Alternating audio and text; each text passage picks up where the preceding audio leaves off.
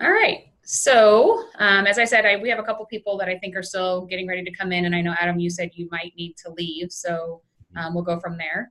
Again, today's purpose is to I have Carrie and Stephanie here with me to review some reports to help teachers now that we've finished the winter window have an opportunity to see growth and resources to help students who we need some areas to better help them. So we're going to go ahead and get started. And I'm going to let Carrie start us out. Okay, so this is DataWise, Rockwood's DataWise. You go to data.rsdmo.org to get there. And I really like it because it puts all of a student's data in one place. So I start by going to student and then standardized assessments. And then I like to search by last name because usually when I'm in here, I'm looking at a specific student. So I click report by last name, and then you will only have access to your school. Jen, of course, has access to all schools. So she'll go ahead and we're just going to type in and look up my own children. We don't want to be pulling up anybody's names without their consent. So I give my consent to use my kids' data. So we're going to look at my sons. And the first thing that I like to do is look at the assessment history. And this is the assessment history of all of the things that they've taken in Rockwood, all the district assessments. So if we click on assessment history, you will see that all of the BAS data is entered in there from elementary school. His COGAT data, again, this is elementary school. He's a 5th grade student. His MAP data, and then his STAR reading, and STAR math. Hold on. Sorry. Hold on.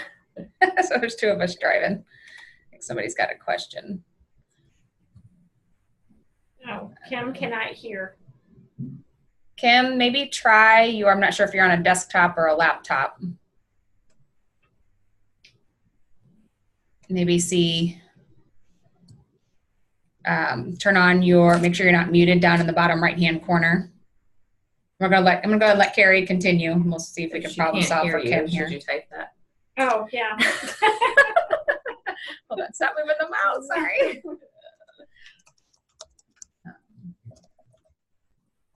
Oops. Check.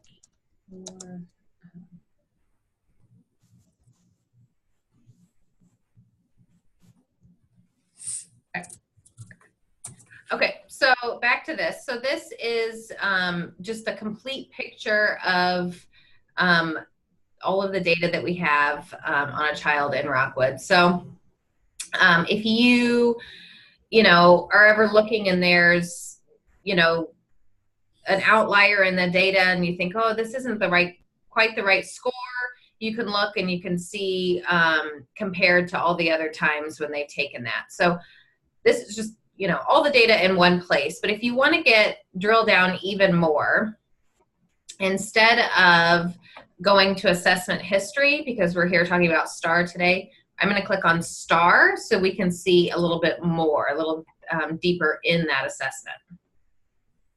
Yeah, exit out of that. Exit. Okay. So when you first pull up STAR, you see these 2 line graphs.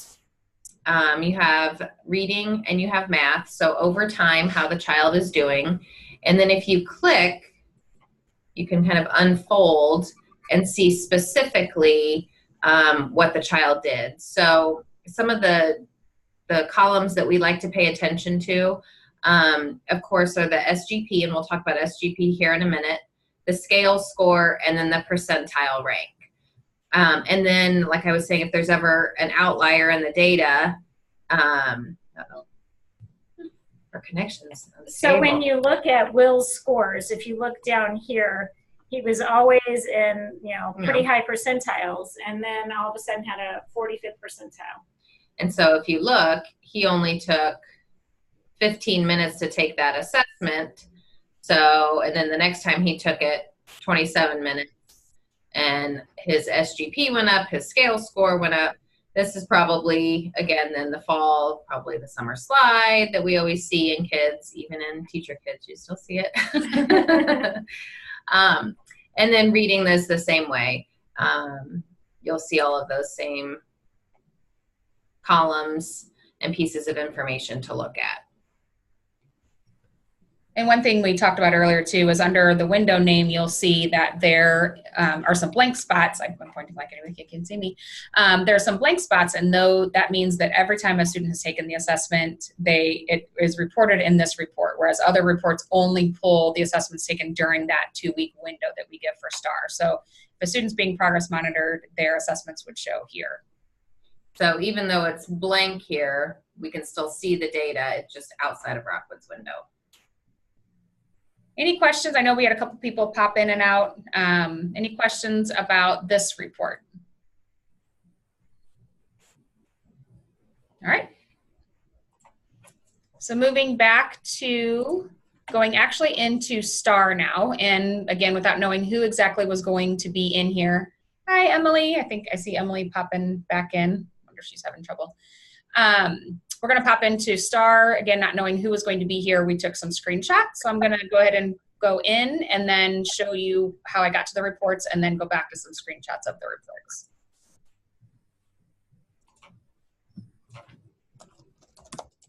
So username, password. And then regardless of whether I'm in STAR Reading or STAR Math, I'm just going to click on Reports. And then here's the list of the reports. So, oh, goodness gracious, wrong one, sorry. So these are the reports that we're going to focus on today. We're going to talk about the growth report, the instructional planning student report, the screening report, and the growth proficiency chart, and talk about how each of those can be used. So the first one is the growth report. And again, I just clicked on it. As a BTC, you can have the opportunity to click on several classes at a time or grade level at a time. Teachers will just see their classes and can choose one class at a time. And so we'll have the student's name and then the fall window scores and the winter window scores. And then a quick glance gives the teacher an opportunity to see any change in those scores. Did the scale score increase, which we should be seeing an increase in the scale score each time a student takes the assessment, regardless of their SGP. SGP, we want it to be somewhere between 35 and 65. And again, knowing that SGP is taken into account in the last 2 or 3 assessments, depending on how many the student has. Questions about the growth report, just a quick glance at the as a roster for the teacher. And then a little more information about the SGP. Goodness gracious, it's not clicking. Try one more time.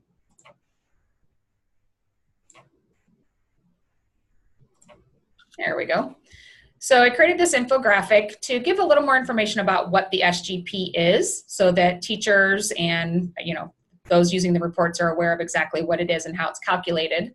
So again, it's just it's comparing the student's growth to that of his or her peers nationwide from the last time they took the assessment. So those students started the same point they did. So each time a student takes an assessment, they're being compared to a different group of peers each time, depending on where they left off the last time. It does take 24 hours to calculate. So that growth report that I just showed, you wouldn't want to print this until after 24 hours after the students took the assessment. So that way the SGPs are valid and accurate. And we want to use both the SGP and the scale score. So we're wanting to look at not only this number, but looking at the scale score and seeing that it's increasing, because even if this number is not increasing, as long as it's between 35 and 65, that's where the student should be. It's not going to necessarily increase from 26 to 28 next time. But we are looking for this scale score to continue to increase because it's on that 0 to 1400 continuum. So students should be increasing each time. And again, just a reminder that of where they should be between 35 and 65, and that it's not necessarily looking for that SGP to increase, but for the scale score to increase. So just a little, infographic to share with your teachers as you're talking about SGP or as they're looking at it. Any questions about SGP or growth? All right, moving on. So speaking of growth, another report that you can choose is the growth proficiency chart. And I like this one because you see the 4 quadrants. You see the low growth, high achievement, high growth, high achievement, low growth, low achievement, and higher growth, low achievement. And this green line shows the benchmark of where we want the students to be. So we want them to be at the 60th percentile or above. So this is for a 3rd grade. As a BTC, when you pull this report, you will be able to see all of the classes at your school. And then when you click on a bubble, then it will show you the students in that class. A teacher will see only their class. So this is showing all the students in this teacher's class, how many students are above this green line. But what also shows you is even though these students are above the green line over here, notice that they're low growing. So they're high achieving, but they're still not growing.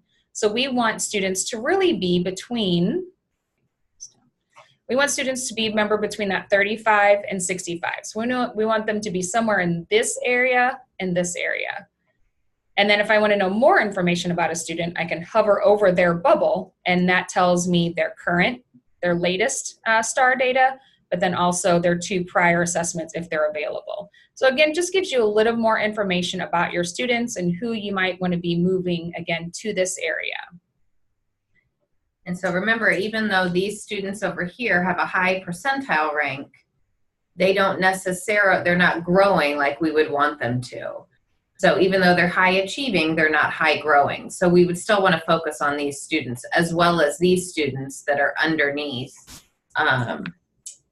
the benchmark, the Rockwood benchmark. And then you can look at these kiddos and you think, oh gosh, they're all the way at the bottom, but they're really high growing. So they probably started significantly below that at the beginning of the year. So it's important to note that just because they're so far below the green line, it's good news that they've grown so much. Questions about this report or anybody that's used this one? Emily, can you hear us? Yes, can you hear me? Okay, yep, I hear you. Okay. Yes, I've used that report. I do have kind of a question though. How far back does it go when it looks like, does it really just build on the last 2? It builds on the last 2 or 3, depending on how many the student has. If the student has 3, it will pull from the last 3, the current plus the 2. So how does that work for kids to take it during the testing window, have an off day, and then maybe you retest them after the testing window? Is that, like for us, the second score, is the winter score replaced? Yes, this is in STAR, so they don't really, the winter window is actually for us as a district. So when we pull reports, we're pulling reports for the students to have the same data during that same period of time. This report, I believe, pulls from no matter when the student took the test. Okay. That makes sense. I thought I saw this ran last year from an administrator who put it up, and it didn't have the most updated score because we had a kid, like, I think that was sick or something during the window, and we thought, that's just not a real score for that kid.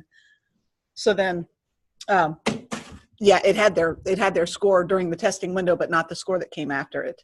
I can look into that more for you, okay. But I believe because I could totally be wrong, but I'm almost, because that was one of my main questions and one of the main reasons I wanted to come in, just to see how that retaking. Well, STAR does have their windows as well. So for example, this past winter window, we had some elementary schools that had to give the STAR test before the window really opened, which meant that those students did not have an SGP from STAR because the STAR winter window opened December 1st. And those students had to test the last week of November. So those students can test again now and get a current SGP now because that's still available in STAR. That's when their winter window opened. Gotcha. Okay. That opened our window a little sooner to for some fast testing and things like that. So I believe this report should update each time as long as it's 24 hours after the student took the assessment. So I wonder if maybe that, that maybe played with it or something like that. But we can definitely look into that for you if you find something. Okay, thanks. And Emily, I think you joined us just a couple of minutes late. We showed at the beginning the DataWise site that has all of the assessment history. Did you get to see that? I did tap in late, but I've seen that website before. I've seen that information before, so that's great. Thank you. All right, and then one more, just to, again, as an overview for students, is the screening report, which again is that same report page, and I just chose screening report this time. This, the district screening report for the district benchmark. And again, as an administrator, you can choose a whole grade level at a time. Teachers, you'll only see your grade, your courses. But then when you pull that for your class, you can see how many students are above the benchmark, which again for Rockwood is a 60 percentile rank, and then which students are on watch, intervention, and urgent intervention. Then the second page gives you the name of the students that are falling into those groups. And so this report I like at the very bottom down here.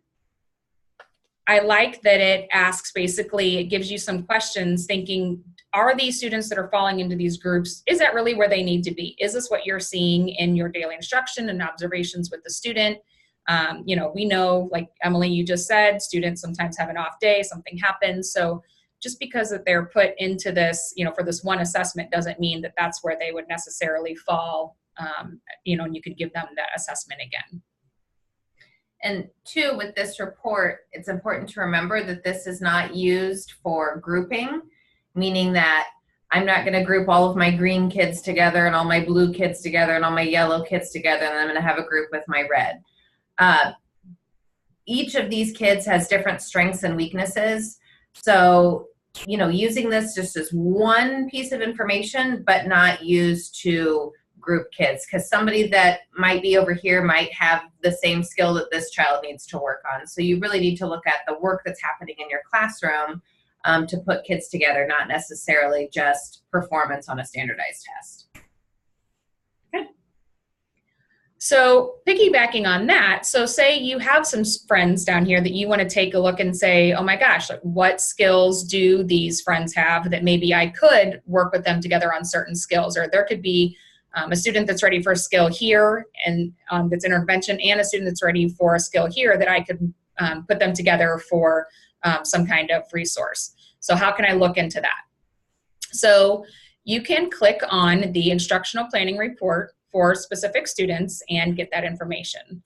So let me show you how to do that. What, Carrie, do you want to talk about this one? Yeah, so we'll talk about, so we're going to show you two students. The first one we're going to show you is a third grade student.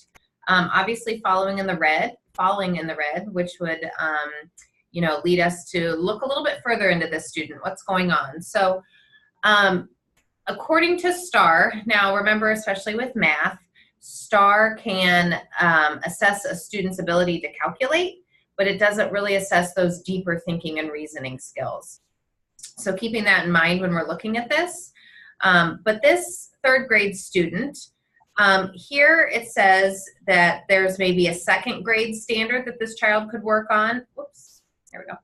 And maybe some first grade standards that this child could work on.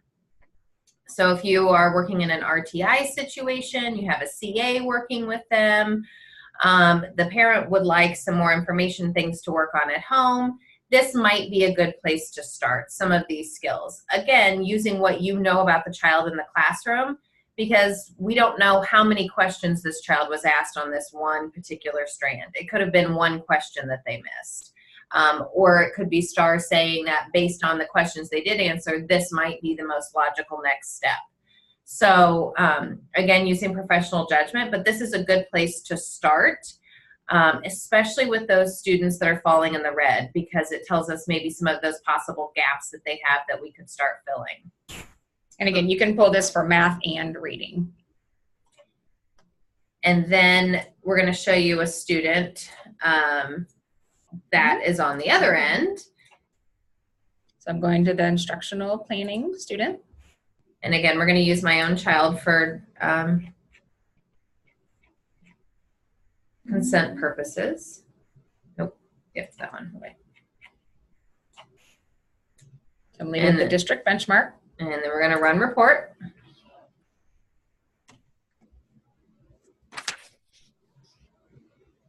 And Adam, I saw your question about the growth proficiency chart, and we'll take a look at that in a second.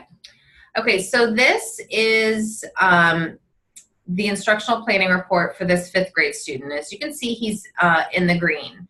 So he's one of those kiddos that we're not overly concerned about, but we want to make sure that he's still growing. Now, if I use this the same way, I look down here and it says, oh goodness, he's ready for 7th grade material. He's a 5th grade student. So some might interpret this as he's ready to skip over 6th grade content and go to 7th grade content. Me knowing this mathematician quite well, I know that this child is not ready to skip over any content. He's right where he needs to be in 5th grade content, developing those deeper thinking and reasoning skills, really building that strong foundation. So just as a cautionary tale, this report, this instructional planning report, can give us some really good information, but be careful, especially if you were showing this to parents or something, because to a parent, they might say, oh, that means they know all of 6th grade content and they're ready to go on to 7th grade content.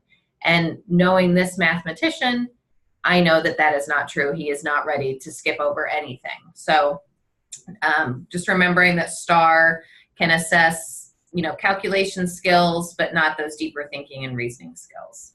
Same thing for reading. Yes, same thing for reading. So it's a very helpful tool when kids are reading below expectations, especially. Yep. Especially for RTI and for interventions that you have in your building. And so if you're looking at these skills, especially for the friend who we had up on over here that had some 1st and 2nd grade skills, we can actually go into this core learning and we can click on one of the actual areas, whatever the area was. You might want to have it printed out. And then from there, you can scroll down and you see the grade level gets higher. You can choose the actual standard. The standard. I was looking for the, I don't know what I'm looking for. You pick the strand that the child needs to work with, and then you can pick the standard. And then where it says instructional planning report or instructional resources, you click on that, and remembering that STAR is aligned to the Common Core. We use Missouri Learning Standards. They're very similar. But you can then find sample items.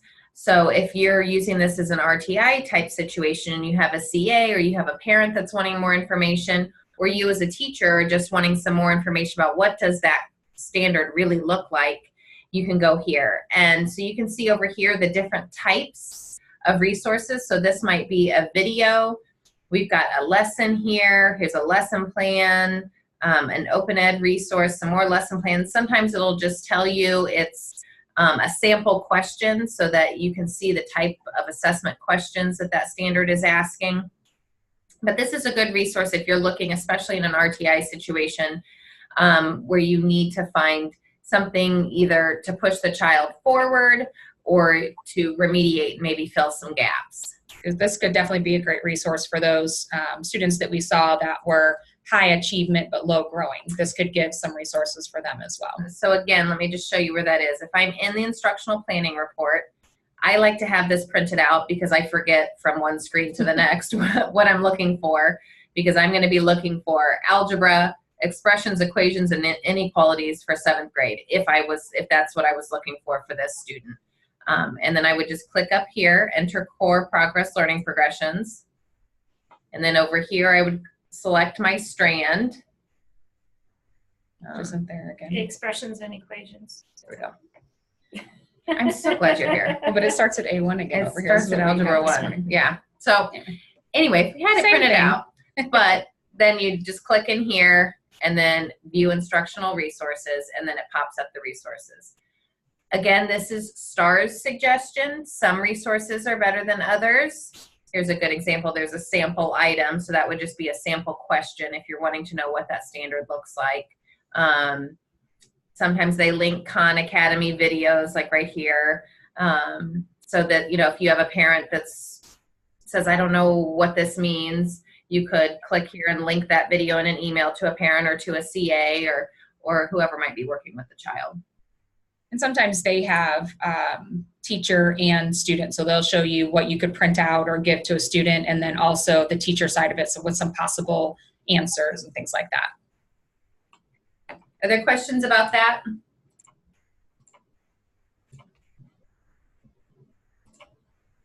All right. And so those are, again, we just wanted to show 4 quick resources that you could use with that window closing. We are happy to come out if you have any other questions or want to know more about progress monitoring, things like that. Also, we have the STAR resources page on our data and collaboration page has a lot of information for you. I'm going to scroll down to the bottom where there are some resources for the conversions. If you were trying to help set goals with students, here's the utilizing STAR testing data for the SGP that we talked about. Here's a document to help you know what reports to use for what, depending on how many assessments the student's taken. And then here are some of the benchmarks and conversions there for math and for reading. If your teachers are working with some students to set goals, what should that scale score look like in the winter versus the spring? You can see the grade level and the percentile rank for the student. And so if a student was at a 501 in the fall, then it would make sense for them to be at around a 544 in the winter. And then wherever they end up in the winter, what would be a good goal for them in the spring? So again, if students are goal setting, this is a great option to help them. I can't talk this afternoon. And there's a lot of other goodies here too. Did you answer Adam's question from earlier? I was going to go back to that one. And then at the elementary level, don't forget that we have instructional coaches. So if you need help planning or meeting the needs of individual students or groups of students, we've got language arts and math instructional coaches to come out and help you.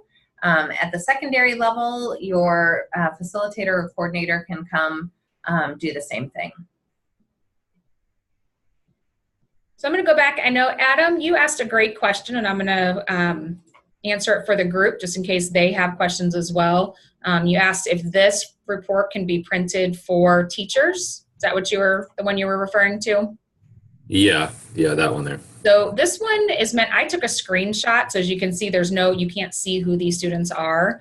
It's really meant to not be printed. It's more meant for them to be interactive, because then they can hover over and see where the students are, if that makes sense. Yeah.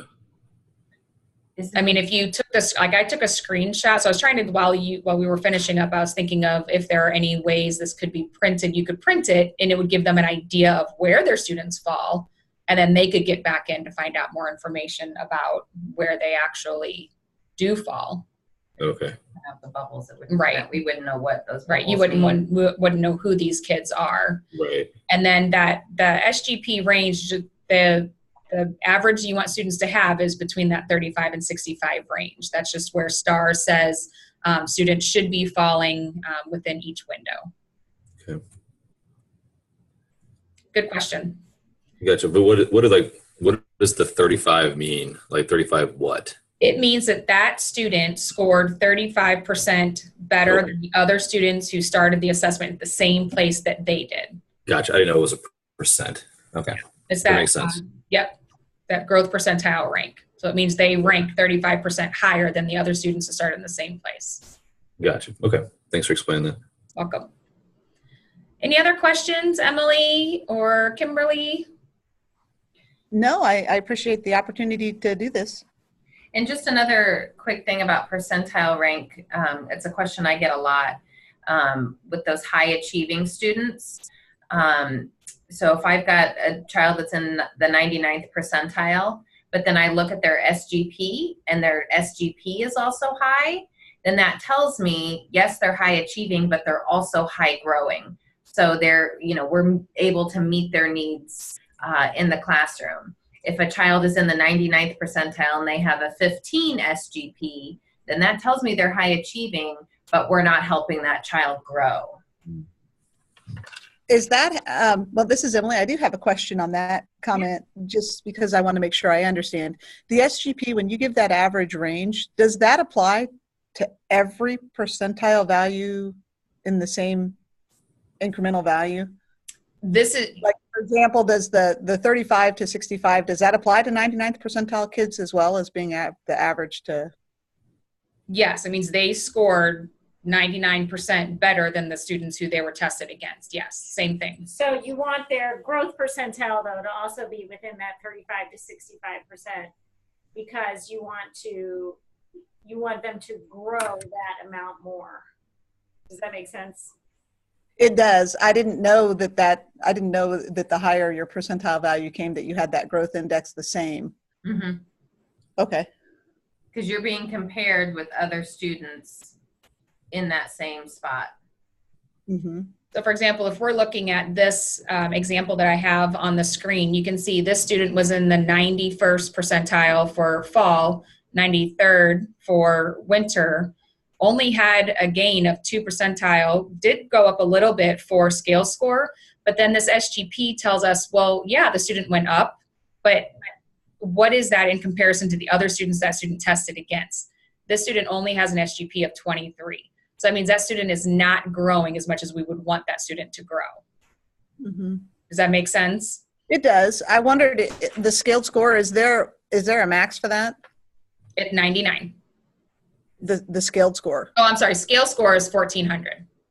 Okay. So if you have a kid that's, okay. Are you thinking, do you have a kid you're thinking of, or? Well, I mean, when you get up really high and it's hard to reach It's hard that. to keep that. I do have a couple because we have some high flyers, but it's hard to keep that and maintain that, especially when the scaled score, when you're reaching that threshold. Right. Which is why even if they have a high scale score, you would want them to still at least be that 35 to 65. So they may not be up in the 90s, but they would still be growing. You'd want them to be in that top right-hand quadrant.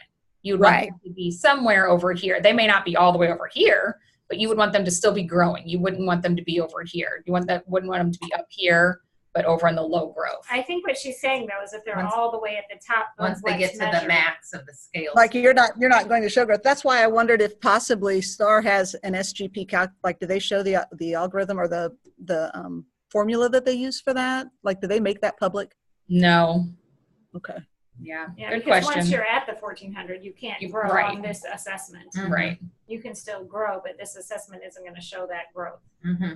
I see. And I don't know, Carrie, if you would agree with this comment, but there comes a point, like I'm just thinking about our fifth graders who are Mhm. they have grade skipped, Yeah. where content prohibits them from growing.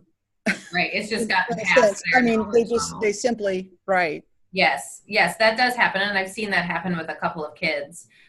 So that's when, in special cases like that, then you still look at the percentile rank. Right. And and- that's why I was just curious when I go to parents and you say, well, the growth, the SGP isn't where we would like it to be. I'm a little hesitant to do that because they may have maxed out with their content just out of practicality. Yeah. And that's when you're going to have to look at the scale, Scale score score. and see Okay. how high it- Okay. and that conversion chart that was on the data site that Jen showed, that also kind of helps you see. Oh, there, I missed that. If you could, can you show that one more time? Yeah. This. Yes, that This one. was math. Yep. Yeah. Oh, So that one. one. I saw that one. Yeah.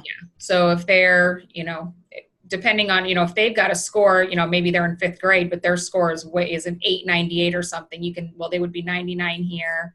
They would be 99 here. So see, they're even saying eighth graders, are maxing out at 958. Yeah. So, So if I have a fifth grader sitting at 1100, that's like, yeah, Yeah. that's hard to go to a parent and say they're SGP. you and I need to have a conversation, okay? Okay. Yes. All right. Any other questions? Well, thank you so much for joining us today, and let us know if you need any help or instructional coaches, or we're happy to come out and work with you on these or anything else you're looking for. Have a great day, everybody. Thanks, Thank Jen. you.